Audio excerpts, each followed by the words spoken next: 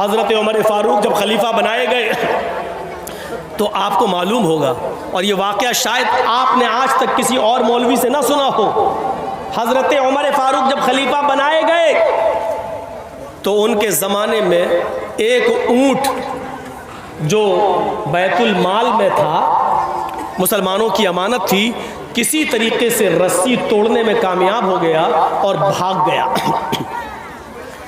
खबर दी गई हज़रत उमर को, वो सोए हुए थे दोपहर में, खबर दी गई एक ऊँट भाग गया। ओफो, यहाँ विजय माल्या भाग जाता है, ललित मोदी भाग जाता है, चौकीदार के नाक के नीचे से भाग जाता है। हज़रत उमर फ़ारूक को खबर दी गई एक ऊँट बैतुल माल से गायब हो गया, भाग गया है।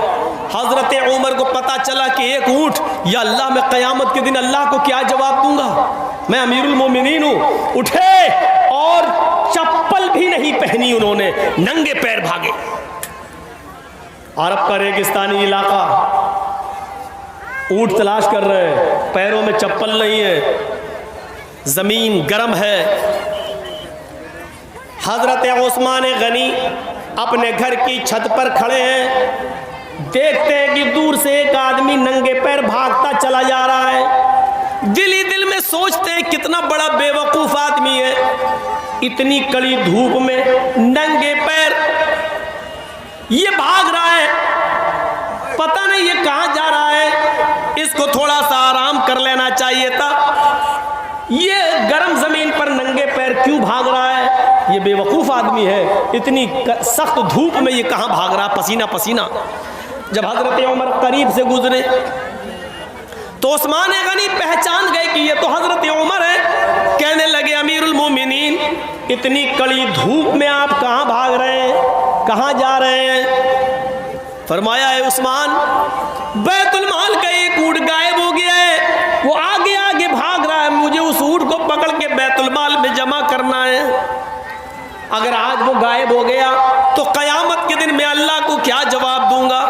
हज़रत उस्मान ने कहा, इधर आओ, हमारे घर में हमारे बहुत से नौकर हैं, बहुत से गुलाम हैं, मैं इनको भेज देता हूँ, ये ऊँट पकड़ कर आपके बैतुल माल में जमा कर देंगे, आप आइए और पानी पीजिए, नंगे पैर हैं आप। हज़रत उमर ने जो जवाब दिया, मदरसे के जिम्मेदारों सुनो, जलसे के जिम्मेदारों सुनो, तुम्हें भी एक एक पैसे का हिसाब देना है, मदरसे का, जलसे का, एक एक रुपए का हिसाब तुम्हें भी देना है, अगर कोई मांगे तो मना नहीं करना चाहिए। हज़रत उस्मान गनी ने जब कहा, आओ ठंडा पानी पी लो, बैठो, मैं अपने गुलामों को भेज देता हूँ, वो ऊँट पकड़ के तुम्हारे बैतुल माल में जमा कर देंगे। हज़रत उमर जवाब देते हैं, उस्मान, तेरा पानी तुझे मुबारक हो, तेरे घर की छत की का साया तुझे मुबारक हो, अमीरुल मोमिनीन मैं हूं, तुम नहीं।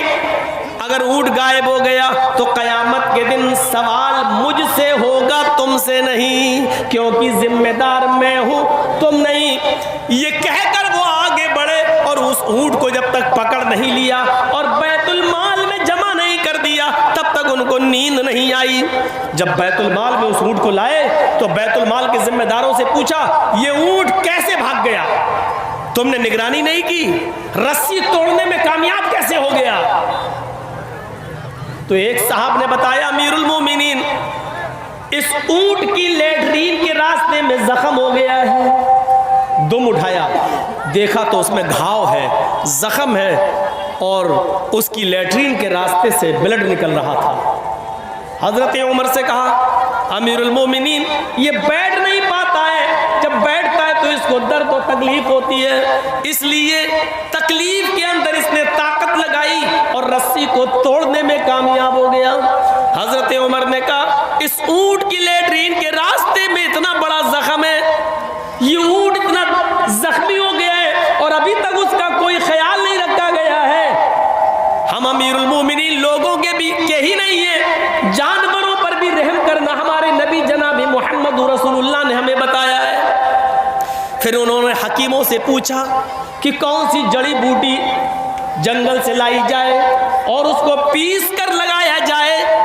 हकीमों ने बताया, हज़रत उमर अकेले जंगल में जाते हैं, उस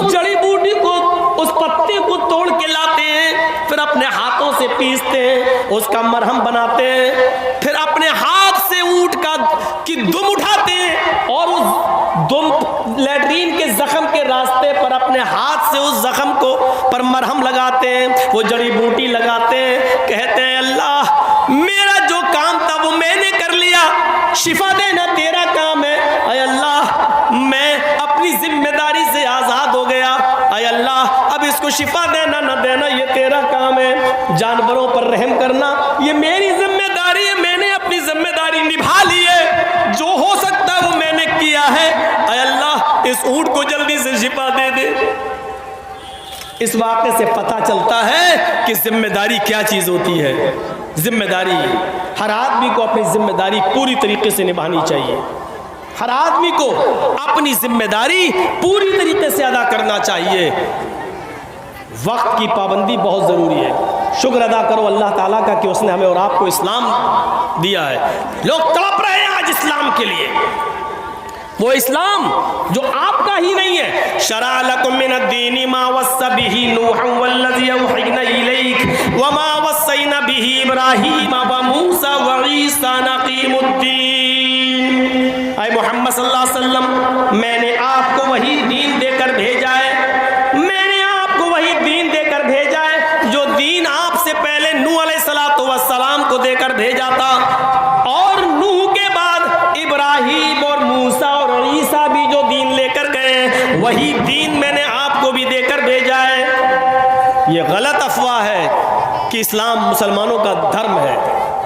ये योगी मोदी आज जो चुनाव के मौके पर हिंदू मुस्लिम कर रहे हैं ना, और देख लीजिए कासगंज यूपी में पुलिस कस्टडी के अंदर एक मुसलमान को मार दिया गया, सिर्फ माहौल बनाने के लिए। यूपी जो चुनाव आ रहा है वो बनाने के लिए ये हिंदू मुस्लिम अगर ये अपनी किताबें पढ़ लें, योगी जी बड़े भक्त बनते हैं राम के और राम मंदिर बनवा रहे हैं अयोध्या में, अगर अपनी किताबें पढ़ लें, अपनी किताबें, तो यकीन मानिए इस्लाम से मोहब्बत करने लगेंगे, क्योंकि इस्लाम ये मुसलमानों का धर्म है ही नहीं, सिर्फ ये उनका भी धर्म है। इसी दीन और इसी धर्म को रामचंद्र जी ने भी पेश किया है, कृष्ण जी ने भी पेश किया है। ये सिर्फ मुसलमानों का नहीं है। हमने कब कहा है कि मोहम्मद सल्लल्लाहु अलैहि वसल्लम जो इस्लाम लाए वही नहीं? अल्लाह ताला खुद कह रहा है मोहम्मद सल्लल्लाहु अलैहि वसल्लम आपको मैंने कोई नया धर्म नया दीन नहीं दिया है, आपसे पहले भी जो नूह अलैहिस्सलाम आए थे उनको भी यही दीन दिया था, और नूह के बाद जो इब्राहिम मूसा और ईसा मोसेस और जीसस जो आए उनको भी हमने यही दीन देकर भेजा। उन लोगों ने जब दीन में गड़बड़ी पैदा की तो उसकी इस्लाह के लिए वही दीन हमने असली शक्ल में आपको देकर भेजा है। क़ुल या अहलल किताबि तआलू इला कलिमतिन सवाइन बैनना व बैनकुम अल्ला नअबुदा इल्लल्लाह। आए मोहम्मद सल्लल्लाहु अलैहि वसल्लम आप ऐलान कर दीजिए, आप दुनिया वालों को बता दीजिए, आप दुनिया वालों से कह दीजिए, आप यहूदियों से और ईसाइयों में ऐलान कर दीजिए, या अहलल किताब, आए अहले किताब, आए तौरात वालों, ज़बूर वालों, इंजील वालों, आए यहूदियों, आए ईसाइयों और आए दाऊद अलैहिस्सलाम के मानने वालों, तआलू इला कलिमतिन सवाइन बैनना व बैनकुम, आओ एक ऐसे कलमे की तरफ। देखिए कुरान क्या कह रहा है, तआलू इला कलिमतिन सवाइन बैनना व बैनकुम, आओ एक ऐसे कलमे की तरफ, आओ एक ऐसे मूल मंत्र की तरफ जो हमारे और तुम्हारे दरमियान बराबर है, यानी वही कलमा आए यहूदियों तुम्हारा भी है, वही कलमा ईसाइयों तुम्हारा भी है। और देख लो मूसा अलैहिस्सलाम जब रसूल बनकर दुनिया में आए तो उनका कलमा था ला इलाहा इल्लल्लाह, मूसा रसूलुल्लाह। नूह अलैहिस्सलाम को जब पहले रिसालत मिली तो उनका भी कलमा था ला इलाहा इल्लल्लाह, नूह रसूलुल्लाह। ईसा अलैहिस्सलाम आए तो उनका कलमा था ला इलाहा इल्लल्लाह, ईसा रसूलुल्लाह। देख रहे हैं आप, नूह आए तो कलमा नहीं बदला गया, सिर्फ दूसरा जुमला बदला जा रहा, बस ला इलाहा इल्लल्लाह तीनों का एक ही रहा, ला इलाहा इल्लल्लाह, नूह रसूलुल्लाह। मूसा जब आए तो पढ़ा गया ला इलाहा इल्लल्लाह मूसा रसूलुल्लाह, ला इलाहा इल्लल्लाह नहीं बदला जा रहा है। ईसा जब आए तो पढ़ा जा रहा है ला इलाहा इल्लल्लाह ईसा रसूलुल्लाह। कलमा पहला मंत्र नहीं बदला गया, रसूल के एतबार से दूसरा जुज बदला गया। जब इस्लाम आया, मुहम्मदुर रसूलुल्लाह आखिरी नबी बनकर आए, तो आपने भी उसी मूल मंत्र को बाकी रखा, ला इलाहा इल्लल्लाह मुहम्मदुर रसूलुल्लाह। पहला मंत्र नहीं बदला गया। और हिंदू भाइयों में भी पहला मंत्र वही है, एकम ब्रह्मादित्य नास्ति नास्ति किंचन, एक ही ब्रह्मा है दूसरा नहीं। बल्कि पंडित जब मरता है तो मरने से पहले अपने बेटे को ला इलाहा इल्लल्लाह पढ़ने की वसीयत करता है। मरने से पहले कहता है मेरे बेटे तू भी मरने से पहले ला इलाहा पढ़ लेना, जिसको हम वेदों की जबान में अनकही कहते हैं। ला इलाहा हरणे पापन इल्लल्लाह परमपिदम। मेरे बेटे मरने से पहले ला इलाहा पढ़ लेना, हरणे पापन। जब तू ला इलाहा इल्लल्लाह पढ़ेगा तो तेरे पाप हरण हो जाएंगे, तेरे पाप मिट जाएंगे। ला इलाहा इल्लल्लाह पढ़ोगे तो तुम्हारे पाप धुल जाएंगे, मिट जाएंगे, खत्म हो जाएंगे। यानी इस्लाम लाने से पाप मिट जाते हैं। इन्नल इस्लाम यहदिमु मा कान क़ब्ला, जो इस्लाम कबूल कर लेता है, कलमा पढ़कर इस्लाम की शीतल छाया में आ जाता है, उसके इस्लाम लाने से पहले जितने भी गुनाह हैं सारे के सारे गुनाह माफ़ कर दिए जाते हैं, उसके गुनाह बख्श दिए जाते हैं। ये इस्लाम का भी कलमा है। कौन कहता है कि इस्लाम सिर्फ मुसलमानों का धर्म है? कौन सी चीज़ ऐसी है जो हम करते हैं और आपके यहाँ नहीं है? बताइए। हम कलमा पढ़ते हैं, आप भी ब्रह्म सूत्र पढ़ते हैं, हम ला इलाहा इल्लल्लाह पढ़ते हैं, आपके यहाँ पर भी ला इलाहा इल्लल्लाह है। ला इलाहा हरणे पापन इल्लल्लाह परमपिदम, ये क्या है?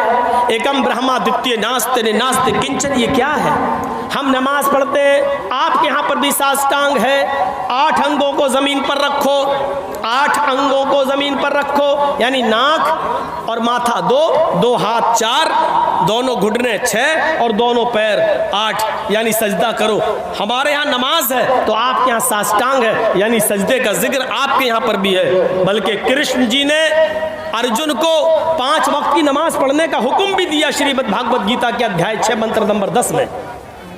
योगी युज्जित सततमात्मानं रासिस्थिता एकाकी अच्युतात्मा निराशीर परिग्रह। जब तुम ईश्वर की पूजा करने खड़े हो तो पूरे शरीर का योग कर लो, पूरे शरीर की एक्सरसाइज कर लो। हृदय नमः, सीने पे हाथ रख लो, हृदय दिल नमः, सर को झुका लो, सजदे की जगह पर हृदय दिल हाथ। हिंदू को देखते हो आप, ऐसे करता है, मूर्ति के सामने खड़ा ऐसे, ओम भूर्भुवः स्वः। किसी हिंदू को आपने ऐसे ऐसे नहीं देखा होगा, ऐसे ही देखा होगा। क्यों? दिल से इबादत या दिल से पूजा। ये हृदय, जब ईश्वर की पूजा करने खड़े हो तो दिल पर हाथ रख लो। हम लोग भी अल्लाह अकबर कहकर यहाँ हाथ रख लेते हैं, जो लोग जहाँ रखते हैं हमें उनसे कोई एतराज़ नहीं है, लेकिन इबादत दिल से होती है, इस बात को याद रखिए। हृदय नमः, अपने सीने पर हाथ रख लो। अर्जुन कह रहे हैं, कृष्ण कह रहे हैं अर्जुन से, कृष्ण जी अर्जुन से, सतत महात्मानम, और हमेशा पढ़ते रहना, कभी छोड़ना नहीं। रास्ते स्थित, एक दिन छोड़ दोगे धर्म से हट जाओगे। अल्लाह के नबी ने क्या कहा? मन तरक सलात मुतअम्मिदन फक़द कफ़र, जिसने कसदन जानबूझकर एक वक्त की नमाज छोड़ी उसने कुफ्र किया। एकाकी अच्युतात्मा निराशीर परिग्रह, एक अल्लाह के सामने खड़े हो जाओ। यच्चतात्मा, अपनी आत्मा को वहीं लगा दो, इधर उधर मत देखो। ऐसे नहीं। हम लोग क्या करते हैं? अब तो बहुत से लोग ऐसे करने लगे। अल्हम्दुलिल्लाह रब्बिल आलमीन। और कहीं इमाम साहब ने अगर कहीं लंबी सूरत पढ़ दी, अलिफ लाम मीम ज़ालिकल के, तो चौंक जाएगा है, ये तो बहुत लंबी सूरत है, फिर ऐसे घड़ी देखेगा। आजकल ये हो रहा है। कभी कभी तो ऐसे भी देख ले, ऐसे भी हो जाते हैं। जबकि कृष्ण जी अर्जुन से कह रहे हैं यच्चतात्मा, आत्मा वही लगी रहे, दिल इधर उधर नहीं होना चाहिए, एकाकी एक जगह। निराशीर परिग्रह, सारे देवी देवताओं से निराश हो जाना, ऊपर वाले से निराश मत होना।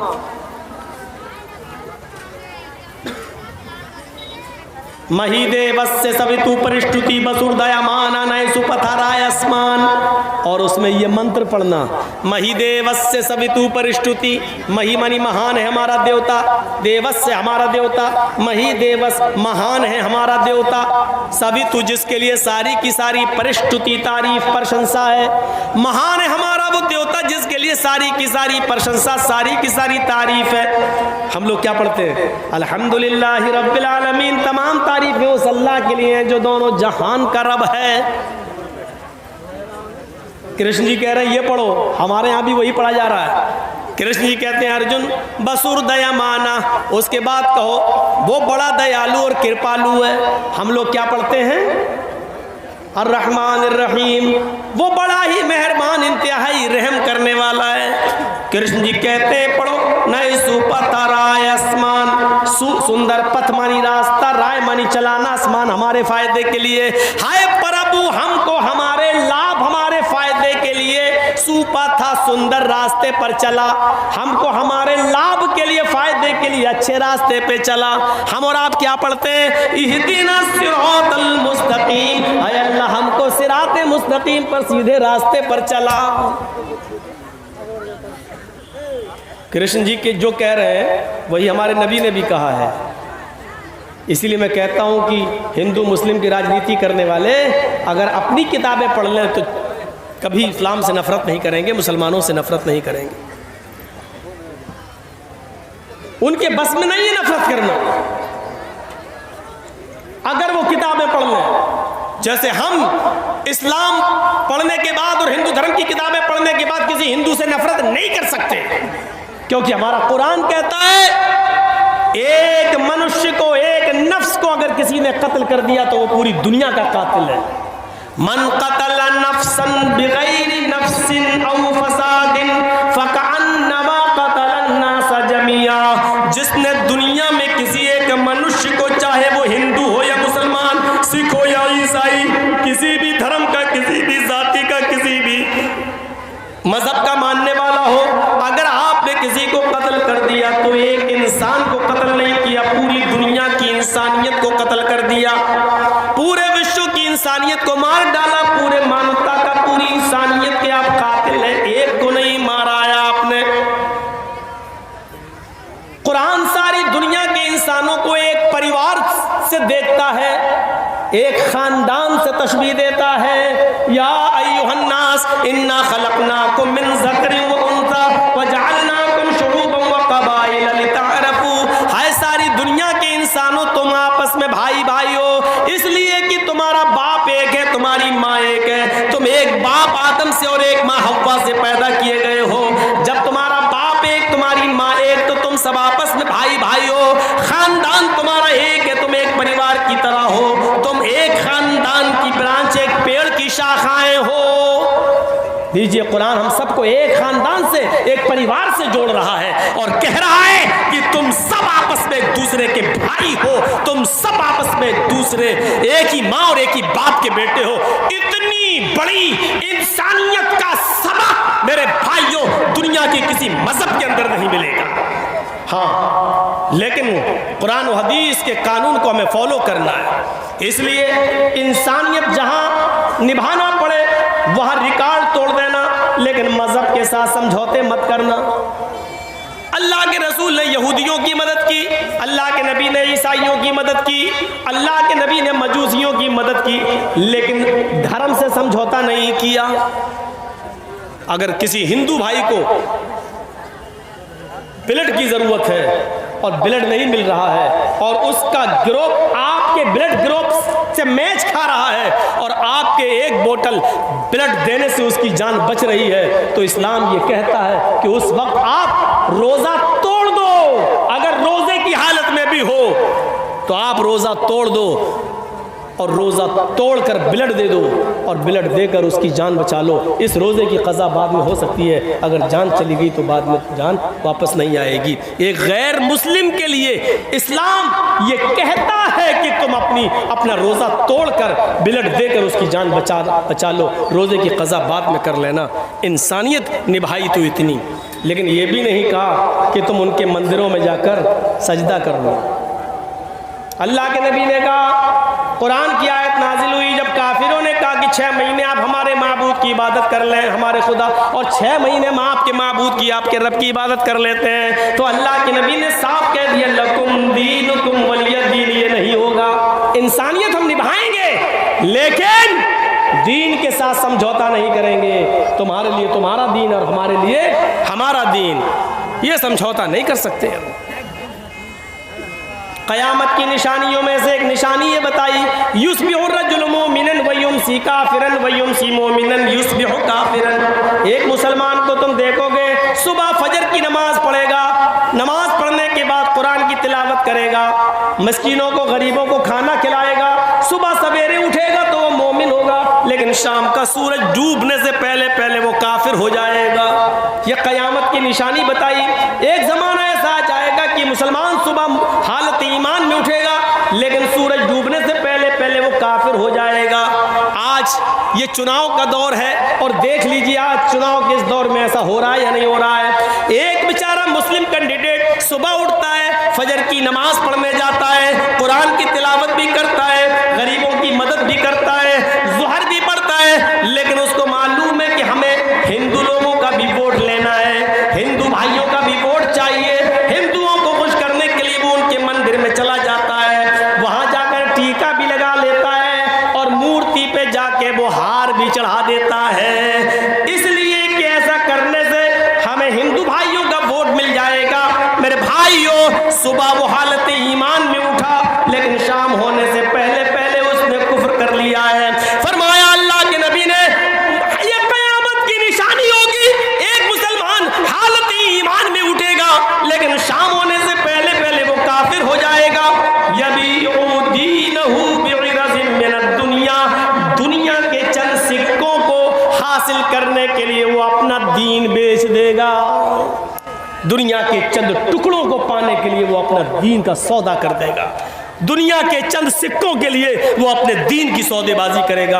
अपने मुआशरे और समाज पर ऐसे मुस्लिम कैंडिडेटों पर नजर रखो जो गैर मुस्लिमों का वोट पाने के लिए टीका भी लगा रहे हैं और मूर्तियों पर हार भी चढ़ा रहे हैं। और दलील क्या देते हैं, अरे हिंदू भाई भी तो कैंडिडेट है, वो भी तो रोजा रख लेता है या इफ्तार पार्टी में आ जाता है, वो भी तो टोपी लगा लेता है, हमें क्या मतलब है, हमें उससे क्या मतलब है वो क्या कर रहा है। लेकिन आपकी शरीयत आपको इजाजत नहीं देती है कि आप मंदिर में जाकर टीका लगाएं। टीका लगाना ये मुशाबिहत है गैर मुस्लिम से, और मन तशब्बह बिक़ौमिन फहुव मिन्हुम, जो जिस कौम की मुशाबिहत करेगा क़यामत के दिन उसी के साथ उठाया जाएगा।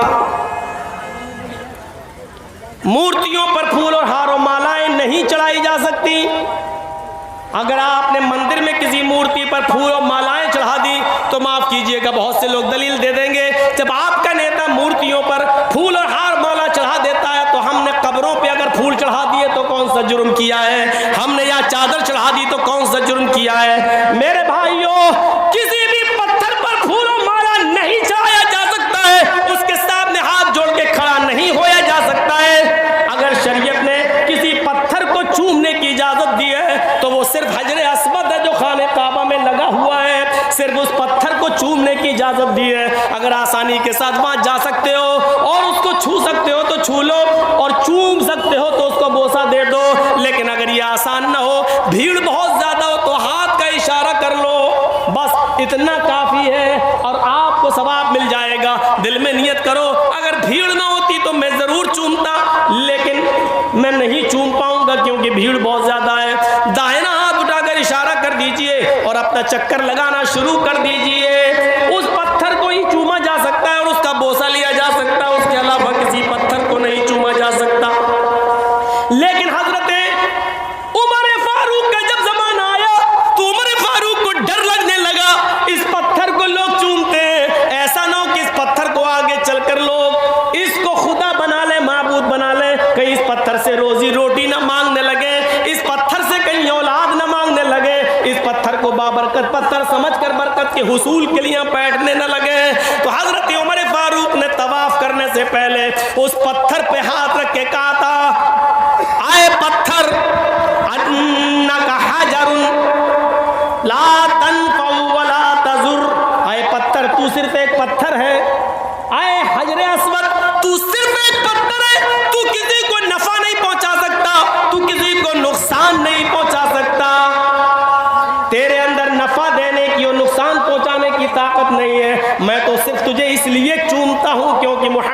रसूलुल्लाह को मैंने चूमते हुए देखा है। अगर मेरे नबी ने तुझे न चूमा होता तो मैं भी तुझे नहीं चूमता।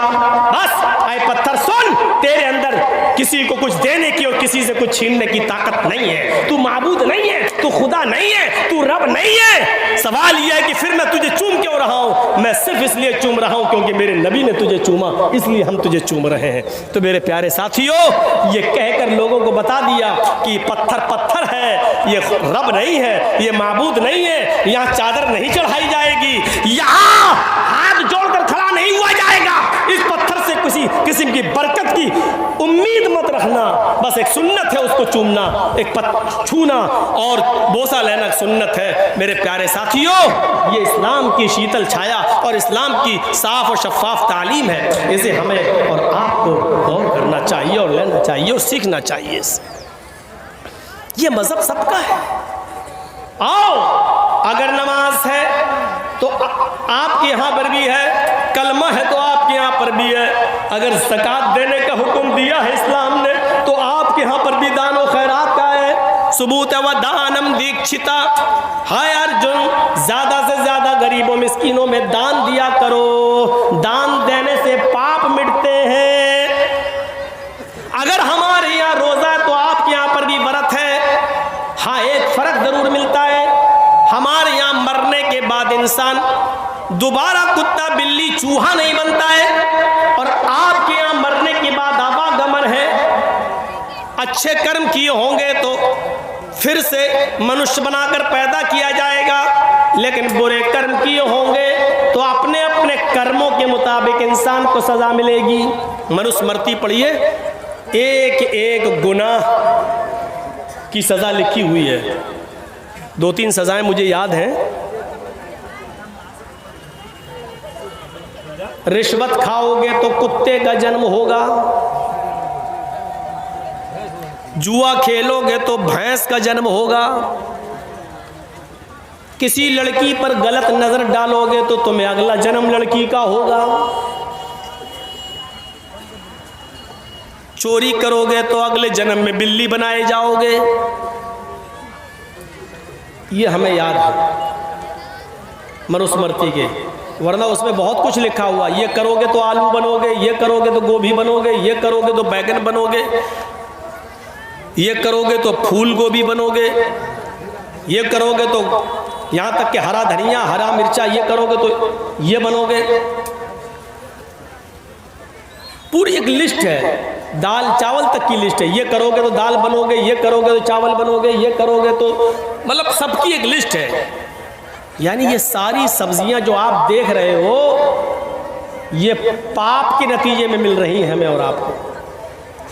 ये सब पहले इंसान थी, इन्होंने वो जुर्म किए थे तब दाल बनाए गए। हम जो खा रहे हैं वो इंसानों को खा रहे हैं। पूरी एक लिस्ट है।